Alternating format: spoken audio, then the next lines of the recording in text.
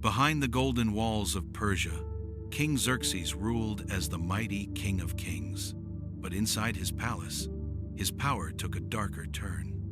His daughters, once symbols of royal grace, became prisoners of their father's pride and madness. This is the untold story of what really happened inside Xerxes' palace, where love, power, and obsession tore a royal family apart. Before we uncover the secrets the empire tried to hide, help this small channel grow, hit subscribe, drop a like, and stay with us till the end. Xerxes I was born in 519 BC, the son of Darius the Great and Atassa, daughter of Cyrus the Great, inheriting not just an empire, but a belief that he was divine. From the moment he drew breath, priests chanted his name as sacred. Magi trained him to see his will as law, and courtiers bowed as though the sun itself had taken human form. In the palaces of Susa and Persepolis, marble reflected not light but reverence. Servants knelt, nobles trembled, and a boy grew to believe he was not a man but a god made flesh. Under his father's shadow, Xerxes learned the doctrine of absolute power. His mother whispered the language of survival, control, fear, and obedience. By the time the crown rested on his head at 20, compassion had no place left in his heart. The empire he inherited stretched across 3 continents, from the Indus Valley to the Aegean Sea, a kingdom of 50 million souls. But to Xerxes, they weren't people, they were extensions of his divine body.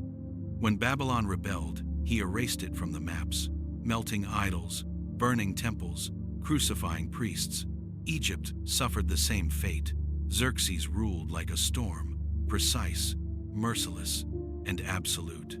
Yet his greatest obsession lay to the west, across the Aegean, Greece. To conquer it wasn't just a campaign, it was theology. The gods of Persia had to triumph over the gods of Olympus. So he built a bridge of ships across the Hellespont, a floating path over the sea, declaring that even nature itself bowed to him. But when storms tore it apart, Xerxes commanded his men to whip the waves and cast chains into the ocean as punishment. "You will obey," he said, "not to men, but to the sea." Madness and divinity blurred that day. Then came Salamis, where Greek fire swallowed the Persian fleet, and Plataea, where Persian blood turned the earth red. Xerxes had called himself immortal. Now, for the first time, he bled. But when a god realizes he can bleed, he doesn't become human, he becomes something worse. After the failed campaign, he returned to Persepolis in silence. The city that once sang his praises now whispered his name in fear. He no longer appeared in court or presided over ceremonies. Instead, he retreated into the inner palace, the royal arena, where power was private and unseen. There, behind carved doors and guarded gates, began his descent. Before we continue, if you're drawn to these hidden corners of history, remember to like and subscribe. It keeps this small channel alive and helps forgotten stories like this one reach the world. The royal arena of Persepolis was supposed to be a place of beauty, perfumed halls, golden baths, and hundreds of attendants serving the women of the imperial harem. But beauty, in the hands of a tyrant, becomes a mask. Within those walls lived over 300 concubines, and slaves gathered from every corner of the empire: Egyptian, Babylonian, Lydian, and Persian girls, many no older than 15. They were told they were honored, chosen, blessed to serve the divine. The truth was unspeakable. No woman who entered ever left. Even generals were forbidden entry. Only Xerxes walked freely there, wrapped in silks and silence. At first, he visited the harem like any king would, but as his paranoia deepened, his visits turned ritualistic. What had begun as dynastic custom became obsession. Each month, new girls arrived in gilded caravans, chosen not for lineage, but beauty. They were bathed in oils, perfumed with myrrh, taught to smile, and told to be silent. Some resisted and vanished. Others survived by pretending not to see. Inside, the air smelled of roses and fear.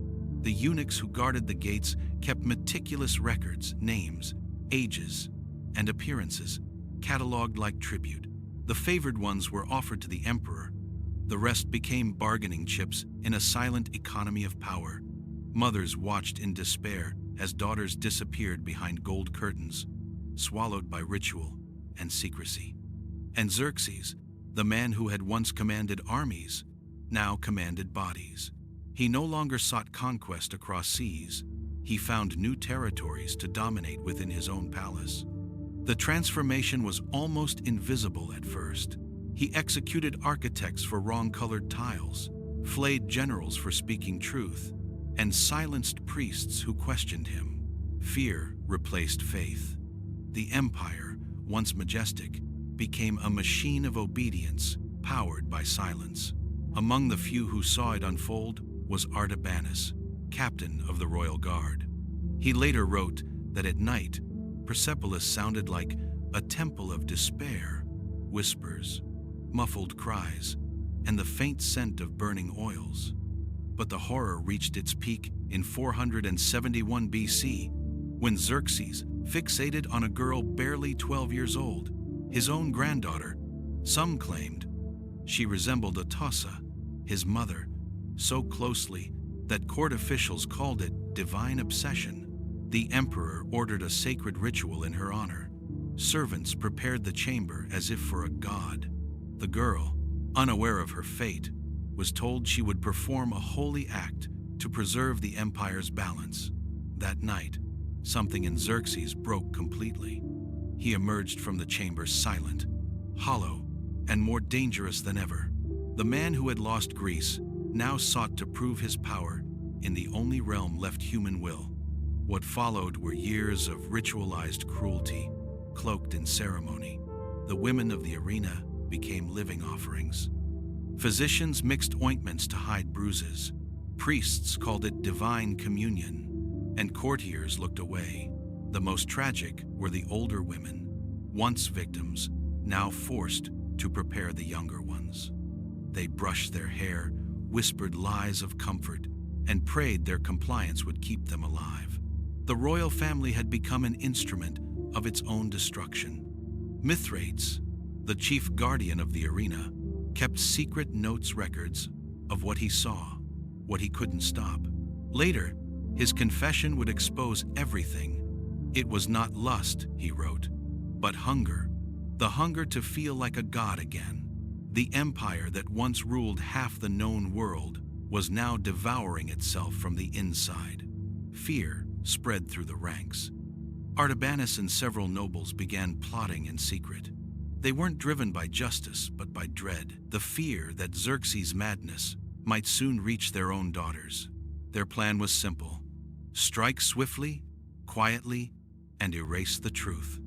They chose the New Year festival, when Xerxes withdrew for his nightly meditation inside the arena. On August 4, 465 BC, the palace was silent. The king entered his chamber, attended only by eunuchs who remained outside. It was the moment they had waited for. Artabanus and his men moved through the hidden tunnels beneath the kitchens, their torches dim, daggers drawn. The smell of incense mixed with blood long dried into the stones. When they reached the chamber, what they saw froze them. The man they had once worshipped as divine was kneeling over a child, drenched in sweat and madness. His once majestic frame had turned grotesque, swollen by indulgence, twisted by fear. Artabanus struck without hesitation, driving his blade into Xerxes' ribs. The king gasped, staring at his assassin not in pain, but disbelief. "But I am God," he whispered, before the second blade cut his throat. The King of Kings fell across the girl's small body, his blood staining the marble floor. That night, the god of Persia died not in battle, but in shame. His killers cleaned the scene, laid him in his ceremonial bed, and announced to the court that he had died peacefully in communion with Ahura Mazda. By morning, the empire had a new ruler, Artaxerxes I, his son who ordered the arena sealed forever. Publicly, he claimed it was out of reverence for his father. Privately, it was to bury the truth. The surviving women were scattered, some married off to nobles, others sent to temples. The eunuchs who had guarded the gates were executed, one by one, on fabricated charges. Only Mithrates lived long enough to write his confession before vanishing into silence. Xerxes was buried in a tomb carved into the cliffs of Nakhshe-Rustam, his epitaph praising him as protector of the weak and chosen of the divine light. But stone is a patient witness. It keeps what words try to erase. In 1931, archaeologists digging beneath Persepolis found an underground chamber sealed for over 2,000 years. Inside were hundreds of small skeletons, mostly girls, ages 10 to 12. Some broken, others mutilated. Among them lay fragments of jewelry and perfume jars, their scent long faded but their story unmistakable. The royal harem was no paradise, it was a tomb. Beneath the grandeur of empire lay the bones of its victims. Even now, tourists walk through Persepolis, marveling at its columns and reliefs, unaware that beneath their feet lies the true cost of glory. History remembered Xerxes for his failed invasion of Greece, but his greatest defeat was moral. He lost not to Athens or Sparta, but to his own delusion of divinity. And that is how civilizations fall, not through conquest, but when cruelty becomes law and silence becomes faith. In the ruins of Persepolis, the stones still whisper what history refused to write. The voices of the forgotten girls murmur through the dust, saying that tyranny's monuments always outlast its mercy, because the true legacy of kings is not the temples they build, but the lives they destroy. If this story shook you, share it, because silence protects monsters. And if you believe forgotten voices deserve to be heard, like this video, subscribe, and help us keep history's buried truths alive.